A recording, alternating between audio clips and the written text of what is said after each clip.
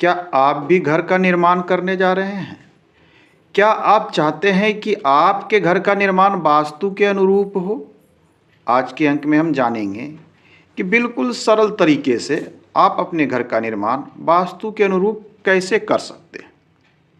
सबसे पहले तो आपको यह देखना होगा कि आपके पास जो भूमि उपलब्ध है वो भूमि कितनी है, क्या ये बहुत बड़ी है या फिर छोटी है। इसके बाद आपको ये तय करना है कि किस दिशा की है। यदि हम दिशा नॉर्मल वे में बात करें, मैं मान लेता हूँ कि ये नॉर्थ है या फिर ये उत्तर दिशा है, ये आपका साउथ है, ये फिर दक्षिण है, ये पूर्व है और ये वेस्ट अर्थात पश्चिम है। किसी भी दिशा का आपका भूमि हो सकता है। भूमि की सबसे पहले मेजरमेंट लिखकर आप एक पेपर पर एक डायग्राम बना लें। टोटल लंबाई मैं मान लेता हूं कि इसकी लंबाई मैं ये मान लेता हूं कि ये 80 फीट के आसपास है और ये 60 फीट के आसपास उसकी चौड़ाई है। तो ये हम देख रहे हैं कि ये काफ़ी बड़ा जगह है, ये लगभग 5000 स्क्वायर फीट का जगह है। तो जनरली जो हम निर्माण करते हैं 1200-1400 में लोग आमतौर पे निर्माण करते हैं। जिनको 2 BHK 3 BHK की आवश्यकता है वो 1300-1400 में निर्माण कर लेते हैं। तो आप अपनी रिक्वायरमेंट पहले तय करें कि आपको कितने रूम की आवश्यकता है। साधारण तौर पे हम देखें तो 3 रूम की आवश्यकता आम लोगों को पड़ती है। तो 3 रूम की आवश्यकता हो और आपके पास ऐसा एक प्लॉट हो बड़े आकार का, तो सबसे पहले हम ये जगह उसमें तय करेंगे कि हमें निर्माण कहाँ करनी चाहिए। क्या हम उसमें पूर्व दिशा में निर्माण कर लें? अपनी रिक्वायरमेंट ये 5000 स्क्वायर फीट के आसपास में है और आपकी आवश्यकता मान लिया जाए 1500 स्क्वायर फीट की है। तो क्या हम पूर्व दिशा में निर्माण करके पश्चिम दिशा छोड़ दें? नहीं, ऐसा नहीं करना है। आपको जब भी निर्माण करना है ध्यान ये देना है कि आपका पूर्व दिशा अधिक खुला हो और उत्तर अधिक खुला हो। अब इतना जब हम जान गए तो अब हम ये तय करेंगे कि हमें 1500 स्क्वायर फीट या 1200 में निर्माण करना है, तो हमें एक मेजरमेंट ले लेंगे। चलिए हम एक मेजरमेंट तय कर लेते हैं कि हमें 50 फीट में निर्माण करनी है। ये मैंने एक खींच लिया है कि 50 फीट में हमें निर्माण करना है और 1500 में तो चलिए 30 फीट में, 30 फीट चौड़ाई में हमें 50 बाई 30 या फिर 45 बाई, ये निर्माणाधीन एरिया हमने एक तय कर लिया कि हम घर यहाँ बना सकते हैं। अब कुछ लोग कहेंगे हमारे पास तो इतना ही जगह है। बिल्कुल इतना जगह है तो आप इस पूरे जगह को भूल जाएं। आप केवल ये तय करें कि आपके पास इतना ही जगह है। कौन सा मुख का है, ये बहुत अधिक इंपॉर्टेंट है कि कौन से फेस का है। क्योंकि फेस इसलिए इंपॉर्टेंट है, यदि आपका नॉर्थ फेसिंग घर है तो हम शौचालय जो लेंगे उसमें हम वेस्ट नॉर्थ वेस्ट में लेंगे और साउथ साउथ वेस्ट में लेंगे। ये 2 जगह हम इंपॉर्टेंस दे कर लेंगे। लेकिन जब आपका घर पश्चिम मुखी है, वेस्ट फेस का है, तो हम प्रयास करेंगे कि हमारा जो शौचालय हो वो साउथ साउथ वेस्ट का हो और उसके बाद ईस्ट साउथ ईस्ट में हो। पोजीशन चेंज होता है दिशा के अनुसार। शास्त्र जो कहता है, हमारा विश्वकर्म प्रकाश जो कहता है, उसमें नॉर्थ फेस के विषय में कहा गया है कि आप के लिए 2 स्थान सबसे अच्छे हैं। एक तो वेस्ट साउथ वेस्ट और एक south south west, west north west और दूसरा साउथ साउथ वेस्ट। ये 2 स्थान सबसे अच्छा है। तो आपको ये तय करना है कि कौन सा दिशा का मुख है, उसके अनुसार हम चीज़ों को तय करते हैं। मैं मान लेता हूं कि नॉर्थ फेस ये घर आप बनाने जा रहे हैं, उत्तर दिशा। इतना होने के बाद आपको सबसे पहले उसका केंद्र तय कर लेना है। ये देखिए मैंने इसका केंद्र तय कर लिया, ये आपने केंद्र तय कर लिया।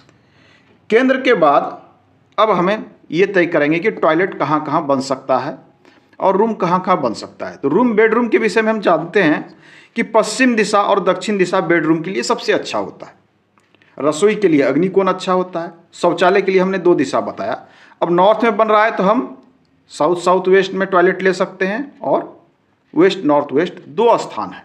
तो अपनी रिक्वायरमेंट के अनुसार एक टॉयलेट बाथरूम की आवश्यकता है तो हम इस स्थान को प्राथमिकता देंगे, दूसरे की आवश्यकता है तब हम इस स्थान को प्राथमिकता देंगे।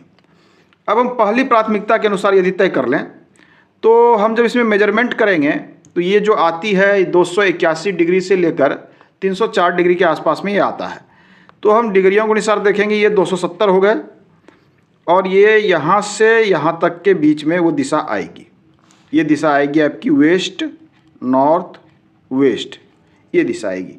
तो हम इस दिशा में टॉयलेट बना सकते हैं। हमने ये स्थान चूज कर लिया, इसकी दिशा हो गई। अब हम ये देखेंगे कि हमें बेडरूम की आवश्यकता कितनी है। हमारे पास 2 से काम चल जाएगा, 3 चाहिए, 4 चाहिए। मैं मान लेता हूँ चलिए 2 या 3 में हमारा काम हो जाएगा। तो बेडरूम की लंबाई चौड़ाई कितना, सामान्य आकार की यदि हम बात करें तो लोग 130 स्क्वायर फीट से 150 स्क्वायर फीट तक का एक सामान्य आकार में रूम बनाते हैं। तो उसके अनुसार हम इसमें यदि तय कर लें कि 11 फीट की चौड़ाई में यदि हम रूम ले लेते हैं तो हमारी लंबाई यदि 13 फीट हो जाएगी, 12 फीट हो जाएगी, तो हमारा काम चल जाएगा। अब हमें एक अप्रॉक्सीमेट एक लाइन खींच लेता हूँ 11 फीट में। ये देखिए, ये हमने खींच लिया। अब हम साउथ वेस्ट की ओर प्रयास करेंगे कि हमारा एक रूम हो जाए तो अच्छा रहेगा। हमने ये तय किया और ये हमने 12 बाय 11 का एक रूम यहाँ पर तय कर लिया। ये हमारे लिए एक बेडरूम बन गया। एक बेडरूम तो मैंने निकाल लिया। अब हमें और दूसरा तीसरा भी चाहिए, तो मैंने दूसरा बेडरूम ठीक इसी के बगल में निकाल लिया। ये देखिए 2 बेडरूम निकल गए। टॉयलेट बाथरूम के लिए हमने जगह फिक्स करके रखा था, तो चलिए मैं इसमें टॉयलेट बाथरूम भी फिक्स कर देता हूँ बहुत ही सरलता से।